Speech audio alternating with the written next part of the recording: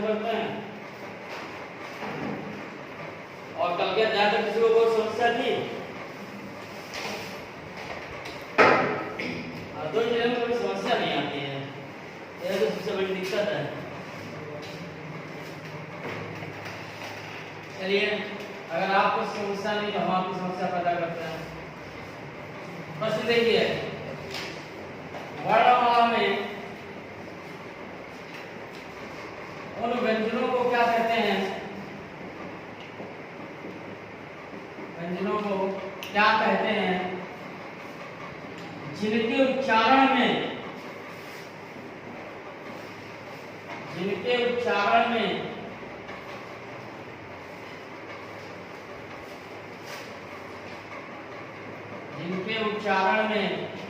जीभ का कोई भाग, मुंह का कोई भाग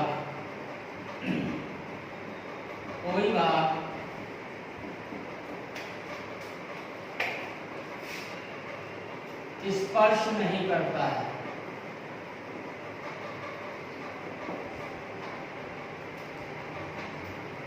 स्पर्श नहीं करता, बताइए।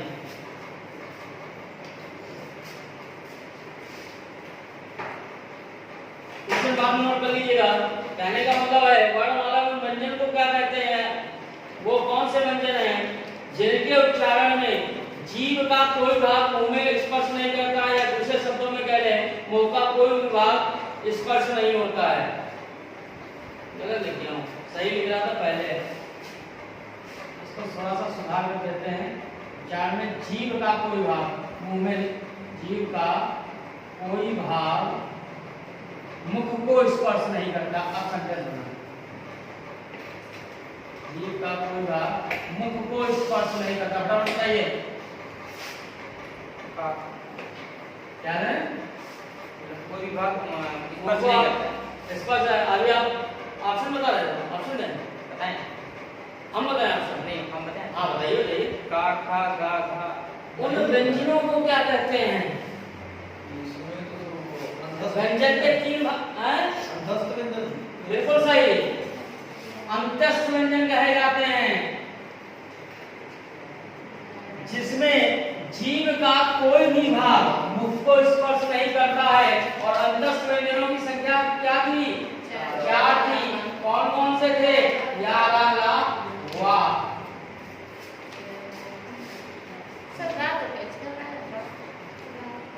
मन प्यार से बोलिए, नहीं करेंगे। ला, जीभ, जीभ कैसे हो रही है? मतलब ला, रा, या नहीं है जो है रा, या बोलिए, या या,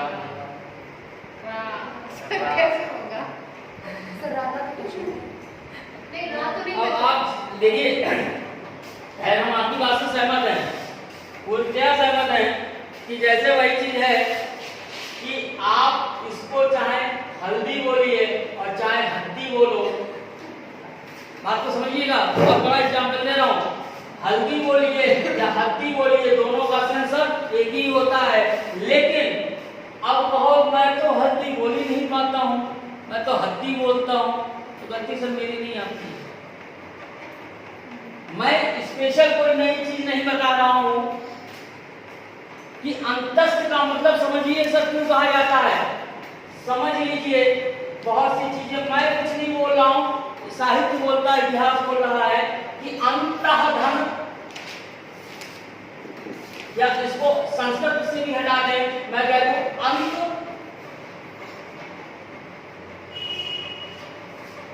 ठीक, अंत का मतलब होता है अंदर,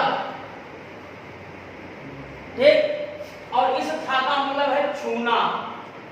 यानी जब अंदर का कोई भी भाग ना छुए वही कहलाता है अंतस्थ।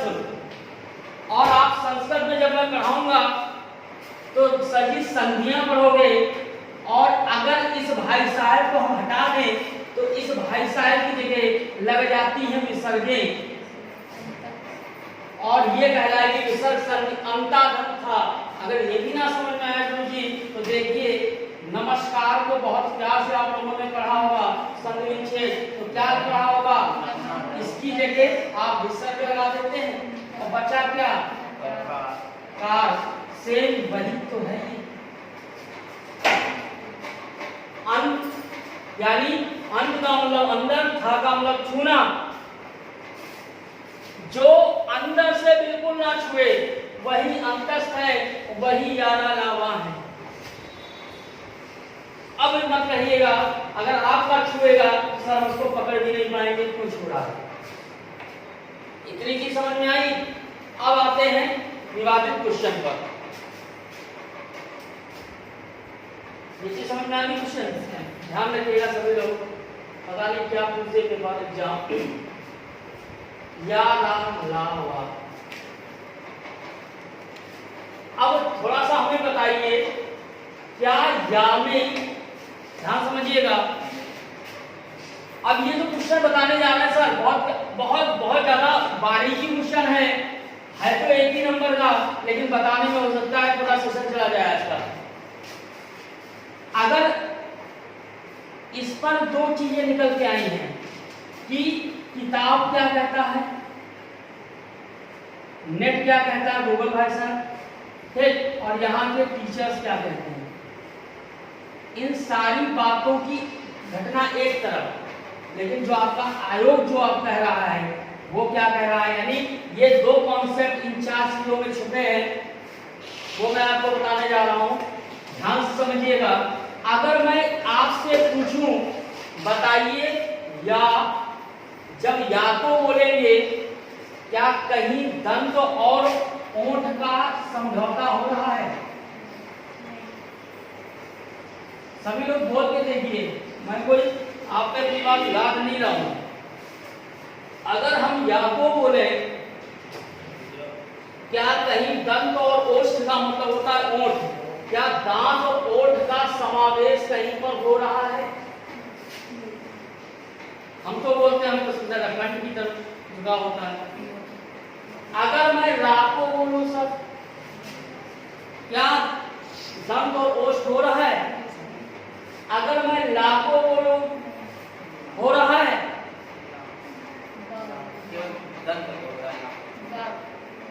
और अगर मैं वा को बोलूं तो दांत और ओंठ दोनों आ रहे हैं। लेकिन अब वही चीज मैं आपको बताना चाहता हूं, ऐसा क्यों कहा? किताबें जाइएगा घर, नेट और टीचर्स इस बात को बताते हैं ये चारों व्यंजन दंतोष्ठ में आते हैं।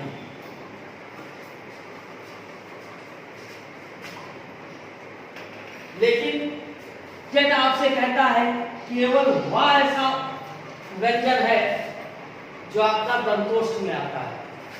इसलिए कभी भी प्रश्न अगर आपसे यह पूछ दे कि दंतोष्ठ व्यंजन कौन सा है, तो केवल और केवल आप वाक को बताएंगे।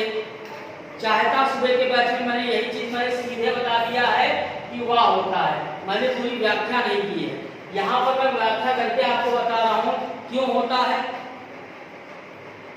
अब ये सब चीजें आपको ये बताएंगी या रा लावा चारों दंतोष्ठ हैं, लेकिन जो टेट आपका है वो केवल आपको वाह को महत्व दे रहा है कि वाह ऐसा वर्ण है, व्यंजन है जो आपके दंतोष्ठ में आता है। यहाँ तक क्लियर? पूरे व्यंजन में एक ही कर सर एक बोला ना, इसलिए और मैं बताऊं सर याद नहीं आ रहा है कि 2018 या 2019 में कोई ऐसा पेपर हुआ है जिसमें पूछा गया है क्वेश्चन, जिसमें आयोग ने केवल वाह को ही महत्व दिया। अब मुझे याद नहीं सर वो यूपी है, यूपीएससी है, टेट है, मैंने देखा है। देखो बिल्कुल सर, सब देखिए फिर बताइए। आप लोग देख के आते नहीं ना और मजा आए। इतनी चीज समझ में आई मैम? यहाँ से देखिए पहला तो क्वेश्चन आपका यहीं से उठ गया, उन व्यंजनों को क्या कहते हैं, अंतस्थ व्यंजन। ये तो खैर 4 संख्या मैंने आपको बता दी थी।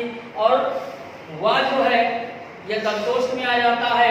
और अंतस्थ को क्यों अंतस्थ कहा जाता है, ये 4 ऑप्शन में आपसे कहा जाएगा। दंतोष्ठ को अंतस्थ को अंतस्थ क्यों कहा जाता है? क्योंकि यहाँ पर जीव जो है मुख के किसी भाग को सर टच नहीं करती है, इसलिए जीव ने नहीं टच किया, लेकिन दांत और कोढ़ ने टच कर दिया, तभी भाई साहब आप दंतोष्ठ में आ गए।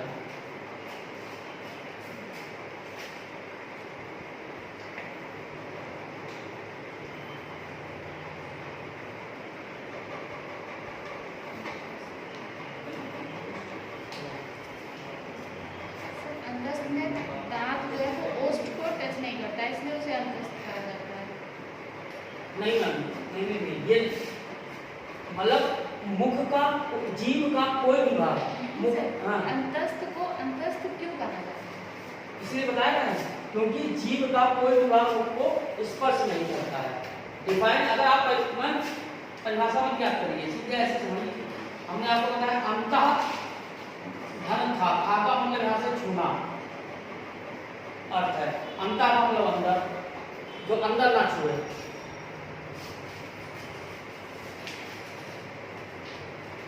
इतनी चीज समझ में आई?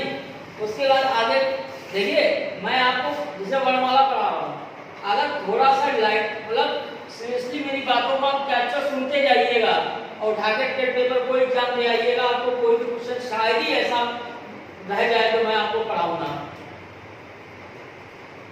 अब ये बात अलग है कि आप उसको कितने लंबे समय तक दिमाग में रख सकते हो, ये आप पे डिपेंड करता है। ठीक है सर, अभी तक इससे वाकिफ थे आपको? क्या अंतस्थ को अंतस्थ क्यों कहा जाता है? क्या सर बहुत कुछ सोच रहे हैं आप, बहुत डीप सोच रहे हैं, क्या सोच रहे हैं बता दीजिए, बता, दिमाग में कुछ चल रहा बोलिए सर। नहीं, कुछ भी नहीं चल रहा है, चलिए भगवान के लिए चलेगी ना। सर 11 की वजह संतुष्ट में आता है। हाँ मैम, किताबों में आपको चारों संतुष्ट में दिखेंगे। अगर किसी के मन में ये चीज आ रही हो, सर आपको कैसे पता है कि आयोग क्या मान रहा है? ये भी तो आ सकता है, आया होगा मन में आपके कुछ है? हाँ आ सकता नहीं, आया है या नहीं, ईमानदारी बताइए। जी आया, उसका भी मैं बता रहा हूँ।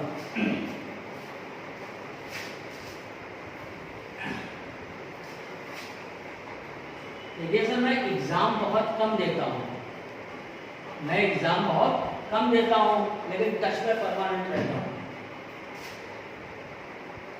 कि जब से मैंने हिंदी और संस्कृत पढ़ाना शुरू किया है, तब से मैं सर बहुत छोटी छोटी बारीकी चीज़ों को बहुत जल्दी कैप्चर करने की कोशिश की है, क्योंकि मुझे पता है मेरी जगह आप भी खड़े हो, जब कंपटीशन होता है, कंपटीशन हम समझते हैं सर, जैसे आप स्टूडेंट लाइफ में यहाँ पर पढ़ रहे हो तो आपकी कोशिश होगी कि मैं आगे निकलूँ, ठीक वैसे ही इस लाइन में मैं भी मार्केट में खड़ा हुआ हूँ, तो मेरी भी कोशिश है कि मैं 2 कदम आगे निकलूँ, और 2 कदम आगे निकलने के लिए सर इन सब चीज़ों से टच में रहना पड़ेगा। अगर आपकी मानसिकता बस इतनी हो कि आशीष मिश्रा आईसीएस में आके पढ़ा जाए, तो पढ़ाने को तो सर बहुत कायदे से पढ़ाया जाता है, तो वही चीज़ पढ़ा दूंगा जो किताबों में है और पढ़ा के चला जाऊंगा, आपको पता भी नहीं चलेगा मैं क्या पढ़ा गया हूँ, क्या यूनिक में दे गया हूँ। अगर मैं कुछ आपके नज़रों में नया करना है तो ये सब चीज़ें लानी पड़ेंगी सर।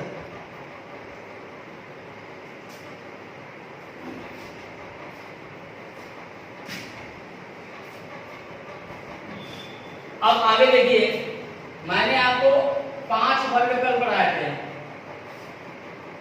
एक पढ़ाया था, इससे भी पहले देखिए, अच्छा द्वितीय व्यंजन पढ़ा दिया आपको हमने?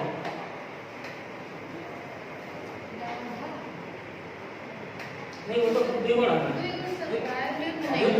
द्वितीय नहीं पढ़ा। देखिए इससे पहले थोड़ा ये देख लीजिए, जैसे लिखा हो कच्चा, जैसे लिखा हो पक्का, जैसे लिखा हो पल्ला, जैसे लिखा हो बिल्ली,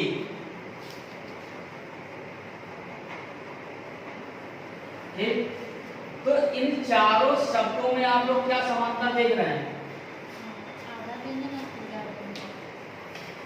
इन चारों शब्दों में जो मैंने आपको उदाहरण के तौर पर बोर्ड पर लिखे हैं, आप इन चारों वर्ड में शब्दों में आप ये देख रहे हैं कि कोई भी व्यंजन अपना आधा व्यंजन पूरे के साथ आया है।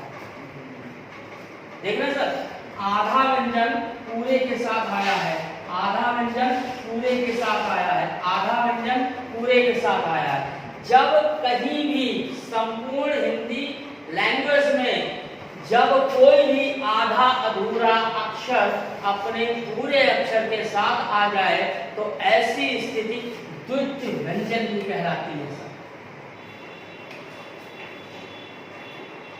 ऐसी स्थिति द्वितीय व्यंजन की कहलाती है। और थोड़ा सा मैं डिफाइन करना चाहूंगा, ये मत मैं समय है कि लिखने का। अगर मैंने आपसे कह दिया द्वितीय व्यंजन है तो मैं आपको इसको डिफाइन करूंगा क्यों है। ध्यान दीजिए, हर इंसान की पहचान उसके नाम से होती है, क्योंकि नाम भी ऐसा रखा जाता है जो उसको परिभाषित करे उस व्यक्ति को। तो ठीक वैसे ही कहीं पर आप देख लीजिए द्वित्व, आप ध्यान दीजिए द्वि का मतलब सर दो होता है, ये तो मोटा मोटा सबको पता होगा। तो का मतलब दोहराना, संस्कृत पढ़ाऊंगा तो ये सब चीजें और बताऊंगा कि त्वा का मतलब होता है दोहराना और द्वि का मतलब सर दो, यानी जब कोई भी चीज दो बार दोहर जाए तो वही कहलाती है द्वितीय व्यंजन। आएगा समझ में? तो ये है, पूछ लिया जाता है और ये भी टेट में ही पूछा गया है। 2017 में देखिएगा, दिन मंगलवार था जब टेट का एग्जाम हुआ था।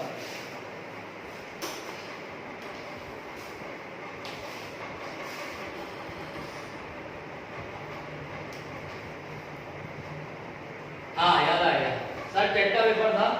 चलिए आप लोग भी टेट की तैयारी कर रहे हैं, 2017 में देख लीजिएगा। क्वेश्चन ये था, पाशुपत शस्त्र, पाशुपत शस्त्र किसका है?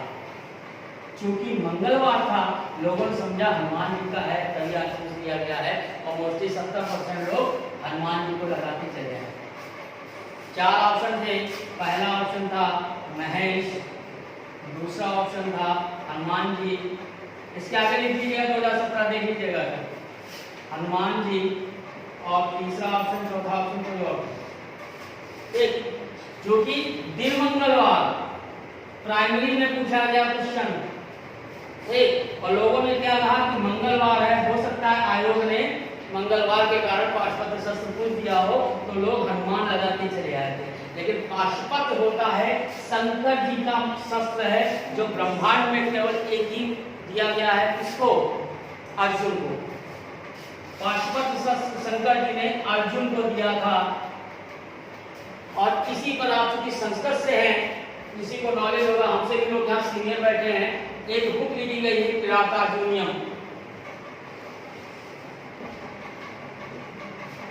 किरात धन अर्जुन, जहां पे किरात और अर्जुन का युद्ध हुआ है 14 दिन। किरात शंकर जी के अवतार थे।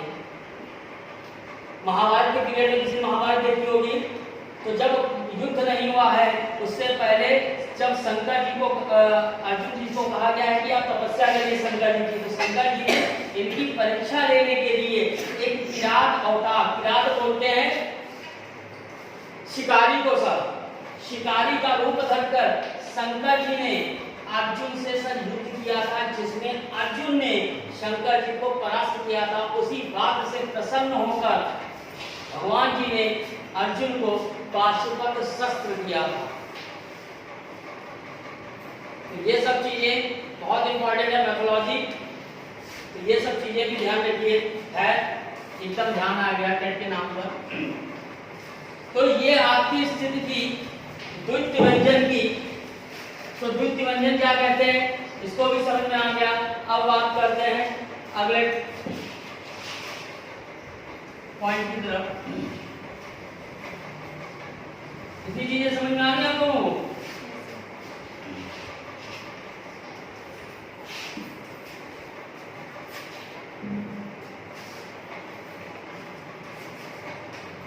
देखिए हमने आपको कल 5 वर्ग पढ़ा है, ठीक है।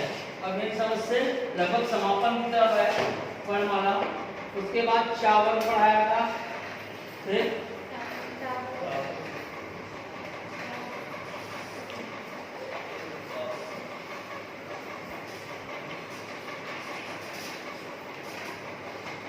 कावर में आपके थे का, हा, गा, धा।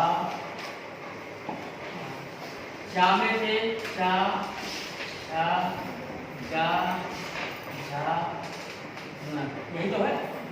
टावर में था टा, था, धा, धा, धा। टावर में था ता, हा, दा, धा, ना। कावर में था पा, पा, वा, धा, मा। अब यहाँ पर मैं आपको 4 चीजें के माध्यम से समझाऊंगा और 4 चीजें समझ लीजिए। पहले अघोष है, फिर है घोष, फिर है अल्प प्राण, फिर है महाप्राण। सर घोष को सघोष भी कहते हैं। हाँ।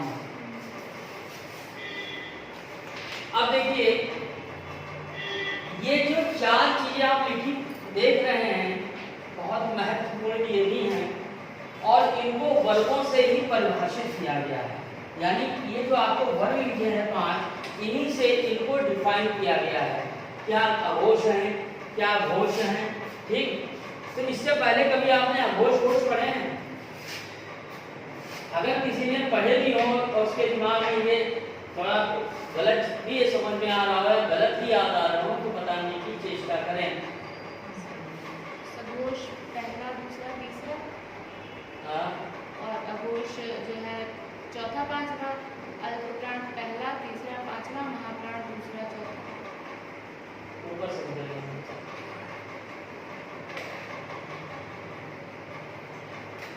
क्या किसी ने पढ़ा है?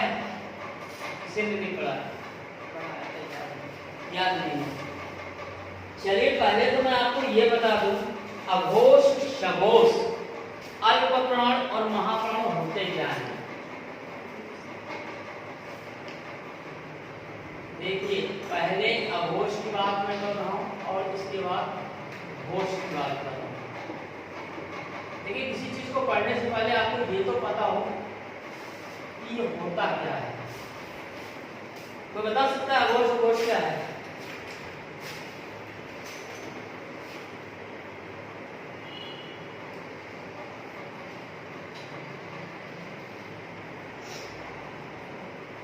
इतना सन्नाटा भाई क्यों बताए?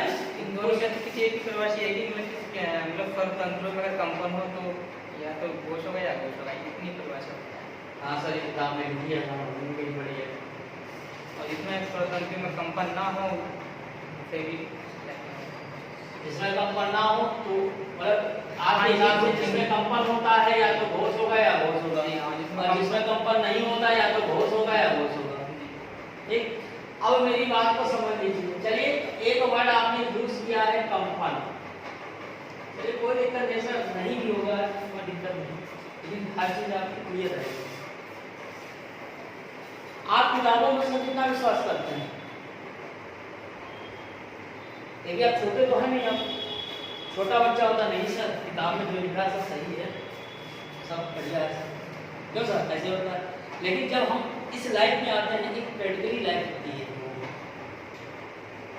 ये जो आपने वर्ड यूज किया है कंपन, मैं नहीं बोलूंगा सर, आप ही बोलेंगे, आप ही बात का आंसर देंगे, लेकिन बशर्ते थोड़ा अंतर होगा कि आप घर से आए थे तब आपकी सोच क्या थी, अब यहाँ से जाएंगे तब आपकी सोच क्या थी। हमेशा कहता हूँ थोड़ा पढ़िए सर, थोड़ा सॉलिड पढ़िए। अब कंपन का मतलब आपने यूज किया है कंपन। सर कंपन का मतलब क्या होता है? मैं आप कंपन कर रही है, आप कर रही हैं, आप कर रहे सर, नहीं कर रहे आप? मैं आप सब कंपन कर रहे हैं? आप सब जब सबने ना कर दिया, मैं पूछ रहा हूँ कंपन गार्ड क्या है, होता है कोई नहीं बता रहा है, लेकिन कंपन कोई नहीं कर रहा है। वाइब्रेट, प्रेशर वाइब्रेट होना यानी कोई भी वस्तु अपनी स्टेबल पॉइंट पर मूव होना, हिलना और तेजी से हिलना सर, वही तो कंपन कहलाता है। जैसे मोबाइल वाइब्रेट करता है सर, जेब में पड़ा हुआ आपको रियलाइज करा देता है कुछ है यार जेब में, यही तो होगा सर। कोई ऐसा वर्ड बोल के दिखाइए इसमें आपको कंपन होगा, कोई ऐसा वर्ड बोल के दिखाइए।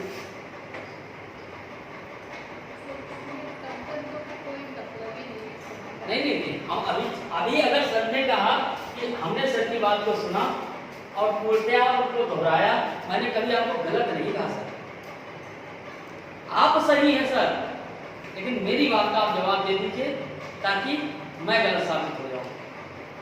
आप मुझको ये बता दीजिए कि इस वर्णमाला यानी जो 25 स्पर्शी व्यंजन लिखे हुए हैं, इनमें चूंकि घोष, अघोष, अल्पप्राण और महाप्राण इन्हीं 4 से समझौता उसने किया है, तो हम 25 व्यंजनों की बात करते हुए कह रहे हैं कि इस 25 व्यंजनों में ऐसा कोई आप व्यंजन हमें मुंह से प्यार से बोल के दिखा दीजिए जिसमें आपका ये भाई साहब बोला।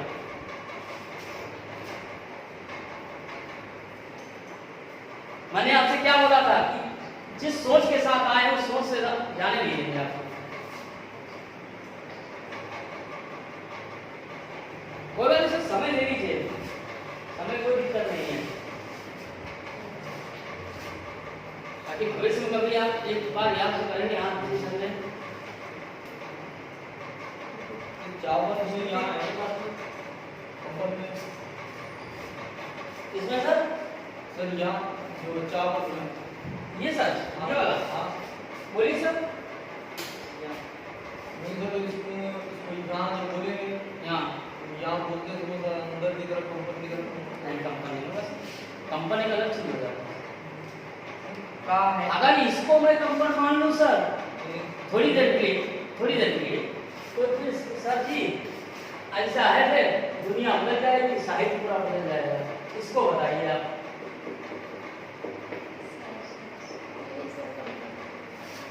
इसकी अपेक्षा इसमें जो अत्यधिक ऊर्जा चाहिए, और जब अत्यधिक ऊर्जा चाहिए तो इसका मतलब कंपन की संभावना इसमें बढ़ सकती है, इसमें नहीं बढ़ेगी सर। क्या बहुत प्यार से सर निकल जाना ना,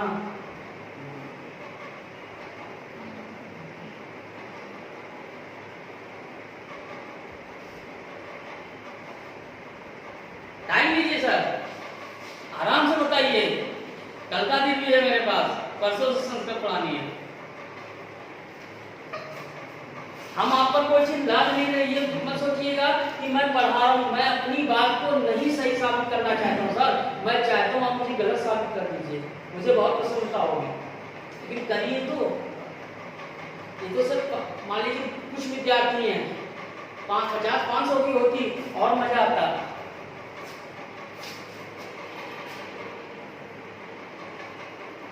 इसीलिए कहते हैं सर, किताब में कोई शब्द हो पढ़िए, लेकिन उस पर उस शब्द को अपने ऊपर लेके देखिए। किताब लिखने वाले इंसान होते हैं सर, बात को समझिए, उनके द्वारा दिया हुआ कोई भी शब्द जरूरी नहीं होता कि आप पर वो सार्थक हो जाए। और इस चीजों को क्यों नहीं पकड़ा जाता है? क्योंकि थोड़ा सा मिस्टेक टीचरों से हो जाती है कि वो चीज को देखते हैं और सीधे सामने प्रकट कर देते हैं कि भैया कंपन होता है, बच्चा लिख लेता है, क्लियर। अब हमें कोई दिखा तो दे किसी व्यंजन में कोई कंपन हो रहा है, हम मान लेंगे। इतनी चर्चा से सुबह बैच नहीं हुई थी।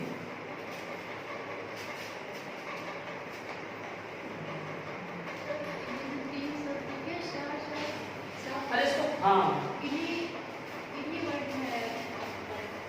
मैं स्पर्श व्यंजन की बात कर रहा हूँ, तो सर ने ना दिया, उसको हटा दीजिए। तो हम केवल स्पर्श व्यंजन की बात कर रहे थे। और मैम आपने जो अल्पप्राण ये सब पढ़े हैं, फिर आपसे कैसे गलत हो गया? देखिए समझिए क्या अंतर होता है घोष अघोष में।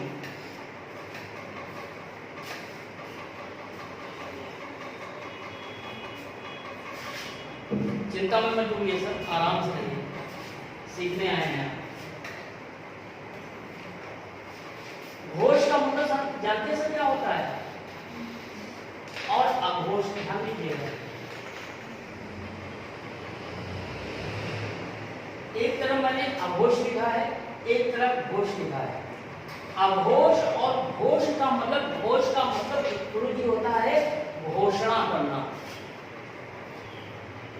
घोष का मतलब होता है घोषणा करना, और आ का मतलब होता है गुरु जी नहीं नहीं, और घोष का मतलब घोषणा करना, जो घोषणा ना करे वही अघोष हो गया। अब बात यहाँ पे आके रुकती है कि भैया ये तो शब्द अपनी परिभाषा बता रहे हैं, लेकिन इसका यूज यहाँ पर कैसे है, क्या है? ठीक है सर, चलिए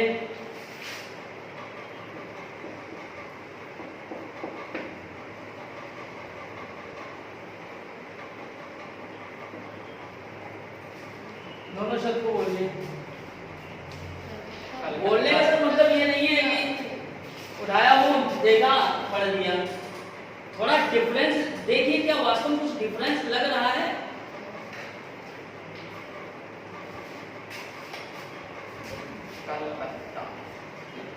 इतना भी क्या समझ हो रही है? पहले में लिखा है कल,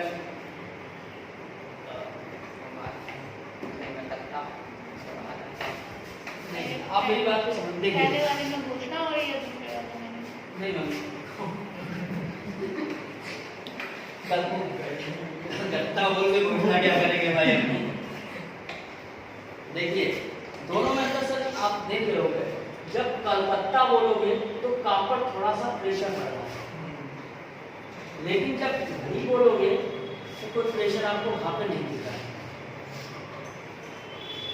अगर मैं गलत हूं थोड़ा सा अब उच्चारण करके देखिए, कलकत्ता शब्द पर और पहले वर्ड पर सब कुछ प्रेशर नजर आ रहा है, लेकिन घड़ी कोई प्रेशर नहीं। अभी सर मैं चाहता कि आपको परिभाषा सीधे लिखा के बता देता तो शायद उसमें उतना मजा नहीं आता। आप खुद एनालाइज करिए, कलकत्ता घड़ी, जब ध्यान दीजिए दो व्यक्ति होते हैं सर, और मैं क्लियर करता हूं, मुझे टाइम की कोई टेंशन नहीं सर, ये भी ना हो पाया है, लेकिन बस समझ के जाइए। जैसे मान लीजिए दो व्यक्ति हैं और ये मैं हूं, ये मैं आशीष मिश्रा हूं, हंसिएगा मत, बस मेरी बात को केवल समझिएगा। ये मेरी पहली पत्नी रेनू है, ये मेरी मीनू है दूसरी पत्नी, ठीक? ये मैं हूं, ये मेरी दो पत्नियां हैं, जो कि संभव नहीं आज की डेट में। लेकिन अगर मैं इनके पास जाता हूं तो ये मुझसे कहती हैं कहां से आए हो, कहां से आए हो, ठीक? रेनू ने मुझसे पूछा कहां से आए हो, अक्सर पूछ देते हैं। और जब मैं इनके पास जाता हूं तो ये मुझसे कहती हैं आइए घर पर चलते, आइए को भी हटा दिया मैंने, घर पर चलते। बहुत क्लियर कोशिश कर रहा हूं आपको और समझाने की, बस एग्जाम्पल हो सकता है कि आपकी नजर में मैंने गलत दिया हो। अब मैं यहां पर गया अपनी मिसेस के पास, इन्होंने कहा कहां से आए हो, तो जब आपसे ये प्रश्न उठाया जाएगा कहां से आए हो, तो एक गर्जना घोषणा जो भी आप समझ सकते हो उसकी वो आएगी। लेकिन जब यहां पर मैं जाता हूं तो कहती हैं घर पर चलिए, तो क्या है सर जी, दोनों में कोई डिफरेंस नहीं लगेगा? लगेगा, और यही डिफरेंस घोष और अघोष के रूप में आप तक लाए गए हैं। यही डिफरेंस घोष और अघोष तक आपके पास हिंदी व्याकरण में लाए गए हैं, जिसको आप जनरल लैंग्वेज में कहते हैं क्यों लठ मार रहे हो, प्यार से नहीं बोल सकते हो, काहे बोले, वो घोष और घोष यूज कर रहा है, और हम आप तक वो बात अभी तक क्लैरिफाई से पहुंच नहीं पाई है, इसलिए हम आप क्या कहते हैं, भैया उनके पास गए, फालतू की आवाज में कौन बोल रहे हैं या कैसे का कुछ शब्द बोल रहे हैं, ये सब केवल डिफरेंस घोष और घोष का है। इतनी बात आई समझ में सर? इसमें कोई दिक्कत? चलिए एग्जाम्पल निकालते हैं, आगे देखते हैं। अल्प प्राण और महाप्राण, इसको भी डिफाइन कर देते हैं, फिर एक साथ बता देंगे। अल्प प्राण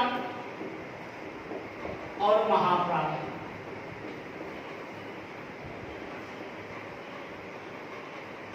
समास पढ़े हैं आप लोगों ने?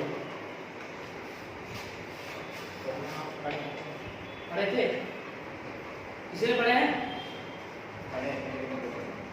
अच्छा चलिए, अच्छा कोशिश करके इस महाप्राण में कौन सा समास है?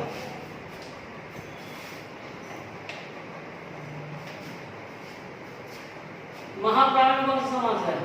डॉक्टर महात्मा गांधी की जयंती आ रही है, आ रही है, महात्मा में कौन सा बहुत पूछा जाता है, कौन सा समास है महात्मा में?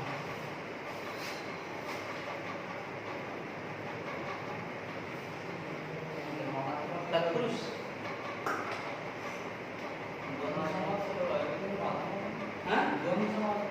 दोनों कहाँ से होगा? मैं नाम बताइए।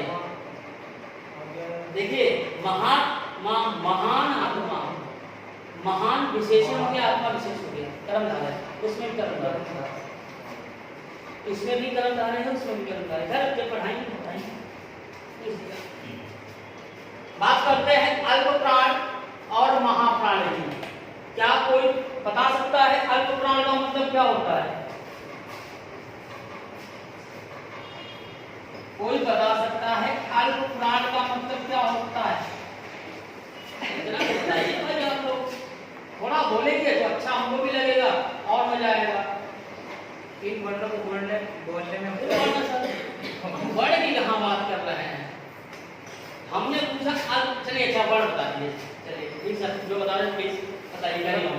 ठीक है, कोई ना कोई वर्ण तो आते होंगे ना अल्प प्राण में, बिल्कुल आता है सर। मतलब इन वर्णों को बोलने में कम, मतलब मुझसे कम वायु निकले। ठीक सर। और महाप्राण में मतलब जिन वर्णों आओ को सर, देखो एकदम सही आंसर दिया है,